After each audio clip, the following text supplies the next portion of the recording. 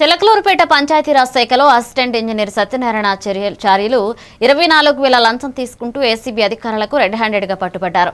గత కాంట్రాక్ట్ బిల్లులు పాస్ చేయడానికి కాంట్రాక్టర్ లంచం ఇవ్వగా బాధితుడు ఏసీపీకి సమాచారం అందించడం వలన అధికారులు ముందస్తు ప్రణాళికతో దాడి చేసి ఏఈను అదుపులోకి తీసుకున్నారు.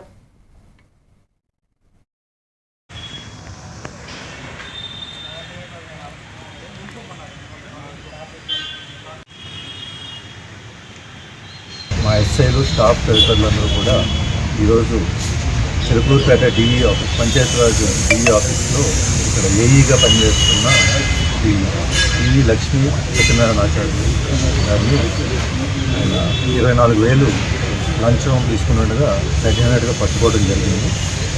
ఈ లంచం పెద్దమస్తానయ్య అనే కంప్లైంట్ వాళ్ళ వైఫ్ వాళ్ళు కాంట్రాక్ట్ వర్క్స్ చేశారు. పంచాయతీరాజ్ ఎస్పీఎస్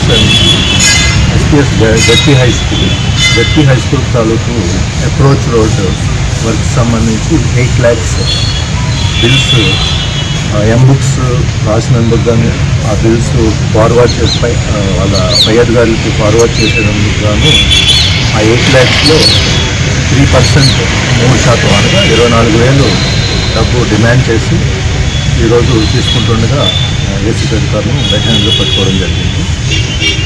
అలాగే తీసుకో సార్ కనుక్కున్నా